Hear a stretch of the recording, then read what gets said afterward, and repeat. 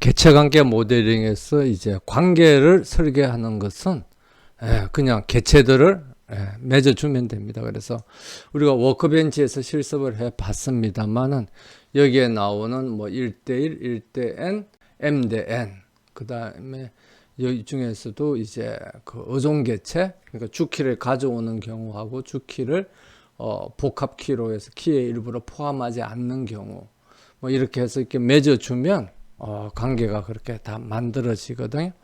그런데 이제 단지 우리가 고려해야 될 게 몇 가지가 있습니다. 그 중에서 하나가 관계를 우리가 관계로도 나타낼 수도 있고 개체로도 나타낼 수도 있다고 그랬죠. 그래서 관계를 관계로 나타낼 것이냐 개체로 나타낼 것이냐 하는 것은 그 우리가 생각하고 있는 가상현실에서 해당되는 그 관계가 어떻게 처리되고 어떻게 관리되느냐에 따라서 달라집니다. 그래서 쉽게 이야기하면 그게 하나의 독자적인 주키를 가지면 그게 결국은 개체라고 그랬죠. 그리고 주키가 아니라 주키를 가지지 않고 그 관계를 구성하는 개체들의 주키를 결합해서 복합키로 이렇게 가지면, 그러니까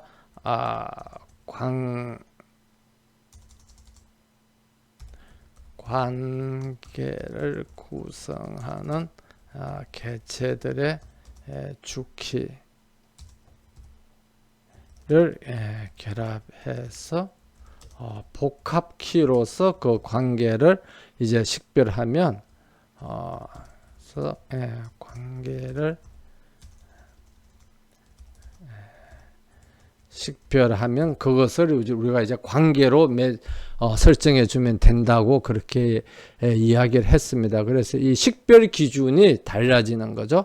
개체로 모델링 할 경우하고 그 다음에 관계로 모델링 할 경우.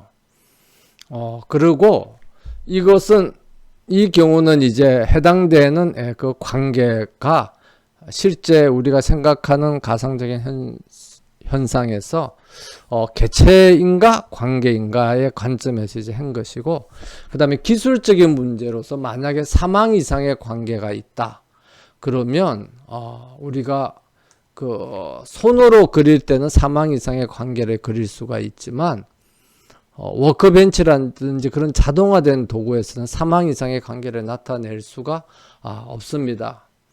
그래서 예를 들면 뭐 우리가 지난 동영상에서 강의 자리에서도 봤습니다만은 우리가 뭔가를 구매를 한다.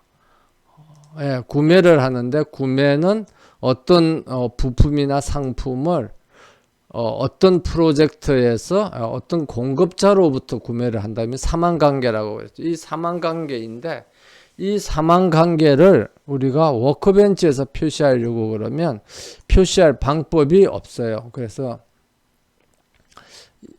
예를 들면 여기에 이렇게 프로덕트가 제품이 있고 공급자가 있고 그 다음에 아까는 뭐 프로젝트라 그랬습니다만은 여기에 디파트먼트라 그래요. 디파트먼트가 있고 그러면 이 디파트먼트에서 이 제품을 어떤 공급자로부터 공급을 받는다. 그럼 이 사망관계를 그냥 이 관계로 표시할 수는 없어요. 이렇게 여기 있는 뭐 1대1이나 1대_n이나 m/n 관계로 표시할 수 있는 방법은 없거든요. 그럼 그때는 어떻게 해야 되냐면 중간에 이런 새로운 그 워크벤치에서 말하는 테이블, 그리고 우리가 개체관계 모델링에서 이야기하는 개체를 만들어야 되는 겁니다. 그래서 이런 이제 개체를 만들어야 되는데 그럼 이걸 어떻게 만들어야 되느냐 하는 것이 이제 우리가 관계를 모델링 할 때 좀 고려해야 될 추가적인 사항이라고 이렇게 볼 수가 있습니다. 그래서 관계를 개체로 모델링 하는 경우는 쉬워요. 이거 구매했으면 이 구매에 대해서 어떻게 해야 됩니까? 주키를 부여하면 돼요. 뭐 purchase ID에서 주키를 부여하고 그 다음에 이 구매에 대해서 필요한 속성을 우리가 정의를 해주고 그 다음에는 어떻게 하면 되죠? 이 제품하고 공급자하고 부서하고 각각에 대해서 제품과 구매 사이에 관계를 맺어주면 됩니다. 그러면 한 제품은 여러 번 팔려 나가겠죠.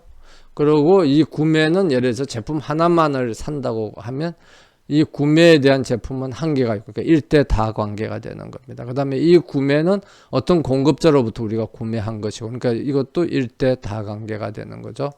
그래서 여기가 1이고 여기가 이렇게 다인 것을 우리가 알 수가 있습니다. 그 다음에 어느 부서에서 구매를 했다. 그럼 부서에서는 여러 번의 구매를 하고, 여기서 이제 다가 이렇게 나타나 있는 걸 볼 수가 있죠. 그 다음에 그 구매에는 해당되는 그 구매를 구매한 부서는 하나만 있고, 이렇게 일대 다가 되는 겁니다. 그러면 관계가 일반 개체로 이미 표현이 됐기 때문에 나머지 이 사망관계는 이 사망관계가 아니라 새로이 만들어져 있는 이 구매라는 개체하고 다른 이 개체들하고 사이에 이항관계로서 이렇게 설정을 해주면 됩니다. 그래서 이 경우에는 일대 다 관계로 다 맺어주면 됐는데, 경우에 따라서는 뭐 한 번 구매할 때 물건을 여러 개를 산다. 그럼 어떻게 되는 거죠? 이게 일대 다가 아니라 어떻게 돼야 됩니까? 다대다가 돼야 되겠죠. 한 번 구매할 때 물건을 여러 개 사니까. 그래서 그냥 그 사망관계를 이항관계로 해서 이렇게 표시를 해주면 됩니다. 그런데 만약에 그 새로운 그 주키를 부여하지 않고, 그러니까 이거를 개체로 인식을 하지 않고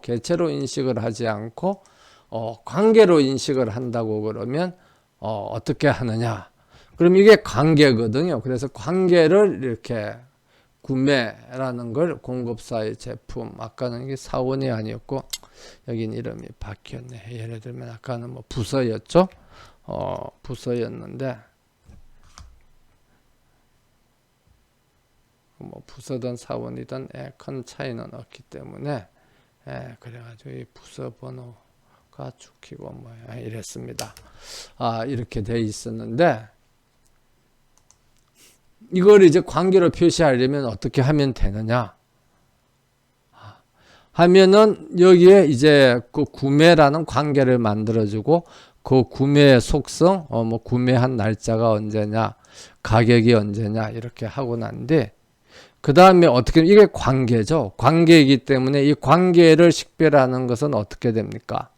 기존 개체들의 주키가 와서 이 관계에 복합키가 되는 거죠.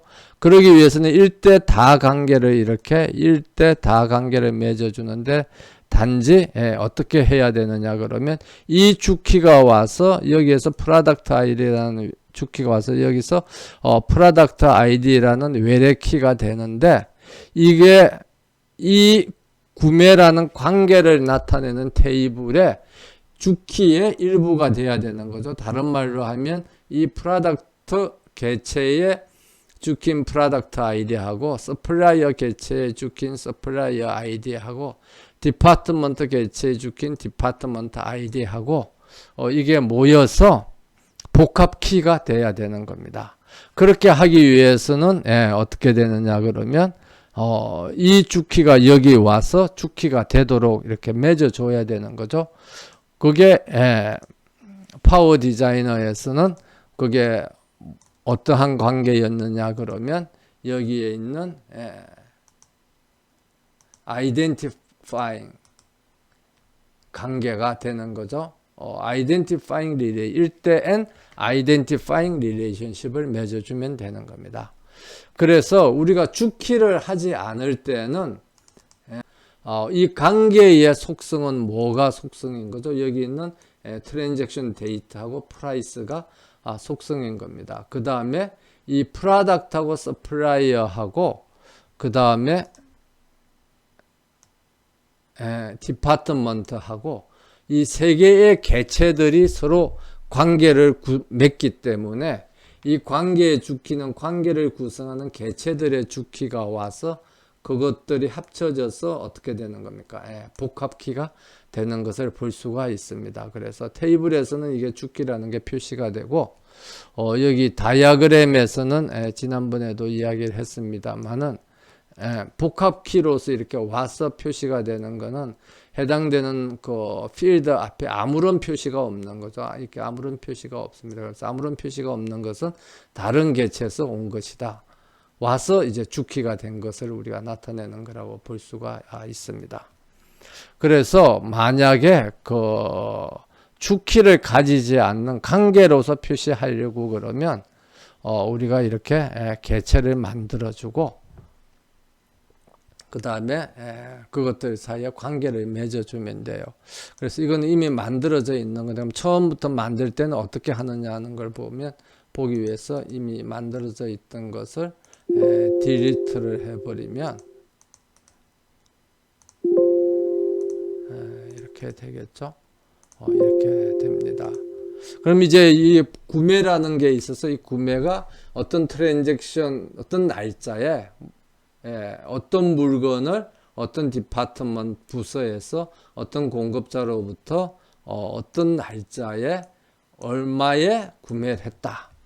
그런데 이제 첫 번째로 이것을 만약에 개체로 우리가 인식을 하려고 그러면 어떻게 하면 된다고 그랬죠? 여기에 예를 들면 purchase 그래서 ID 같은 걸 해서 뭐 인테자로 해도 되고 캐릭터로 해도 되고 뭐 임의의 데이터 타입을 우리가 정해주면 됩니다. 그래서 뭐 예를 들면 캐릭터 구매 번호를 10자리로 한다. 그러고 주키다. 그러면 이제 주키가 되는 거죠. purchase ID가 주키가 되는데 아래에 있어서 주키는 메뉴에 있는 게 보고 싶다면 선택해서 위로 올리면 이 메뉴에 나타나게 됩니다. 그러면 이제 이거 구매가 생긴 거고 이전에 이야기했던 것처럼 이 구매하고 제품하고 사이에 1대 다의 관계가 성립한다. 그러면 1대 다 관계를 선택해서 구매를 클릭하고 제품을 클릭을 하면 1대 다 관계를 선택해서 구매를 클릭하고 제품을 클릭하면 이렇게 1대 다 관계가 맺어지는 것을 볼 수가 있습니다. 그러면 여기서 보면 프로덕트 아이디가 외래키로 이렇게 만들어지는 걸 볼 수가 있죠. 그래서 포린 키 보면 프로덕트하고 이 프로덕트 아이디가 이 테이블의 이 프로덕트 아이디하고 프로덕트 테이블의 프로덕트 아이디하고가 이렇게 외래키로 맺어져 있는 것을 볼 수가 있습니다. 동일한 방법으로 구매하고 공급자하고도 하면 1대 다 관계가 맺어지고 그 다음에 어느 부서에서 그 물품 구매를 수행했느냐 해도 이제 이렇게 1대 다 관계가 맺어집니다. 그래서 이렇게 하는 것이 구매를 그 개체로 모델링 하는 것이고 새로이 주키를 부여해서 그렇지 않고 이걸 관계로 모델링 하는 것을 보려면 여기서 지금 만들어진 관계를 삭제를 다 하겠습니다. 다 삭제를 하고 그 다음에 여기에서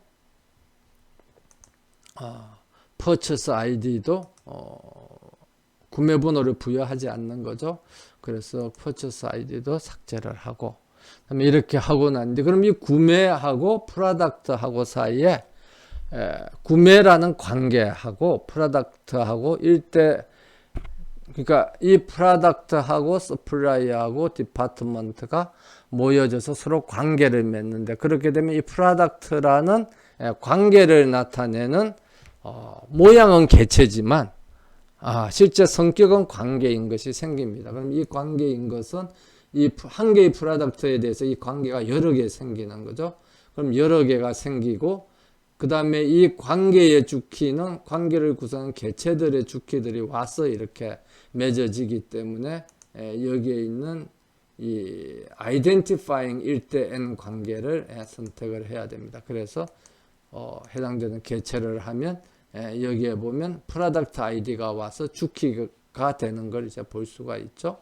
그럼 프로덕트하고의 관계를 맺어주고 그 다음에 동일한 방법으로 서플라이어하고도 관계를 맺어. 그럼 또 서플라이어하고도 맺어지죠. 그 다음에 동일한 방법으로 디파트먼트하고도 맺어지면 이렇게 복합키가 만들어지는 것을 볼 수가 있습니다. 그래서 이렇게 하는 것이 사망 이상의 관계를, 사망 이상의 관계는 우리가 손으로 그리면 그릴 수가 있지만 자동화된 도구에서는 선으로 나타낼 수가 없죠. 왜냐하면 선이라는 건 두 개 사이에 그어지는 게 선이니까. 세 개의 개체 사이에 우리가 선을 그을 수가 없죠. 그러니까 할 수 없이 중간에 이렇게 만들어 주는데, 중간에 만들어 주는 이것을 무엇이라 그러냐 그러면 이거를 우리 강의 재료에 나와 있는 관계형 개체라고 그렇게 이야기를 합니다. 그래서 이 이름이 의미하는 바는 이것의 원래 성격은 관계예요. 그런데 표현되는 형식은 표현 형식은 개체를 따른다는 겁니다. 왜냐하면 관계로 해가지고는 우리가 이 관계에 대해서 알고 싶은 여러 가지 정보들을 자동화된 도구에서 표현할 수 없기 때문에, 자동화된 도구의 제약 조건 때문에 이게 마치 개체인 것처럼 테이블 형식으로 이렇게 표시를 한다는 겁니다. 그래서 우리가 사망 이상의 관계를 또는 이제 뭐 개체로 표현돼야 해야 할 관계를 표현하는 방법을 우리가 살펴봤습니다. 그 다음에 이제 또 마지막으로 하나 더 관계에 대해서 신경을 써야 될 게 일항관계예요. 근데 이제 일항관계는 그 일항관계가 가지는 성격에 대해서 이제 나중에 그 강의 자료 뒤에 있는 일항관계 중 다수대 다수관계, 뭐 일대 다수관계를 공부하고 난 뒤 설명하도록 하겠습니다.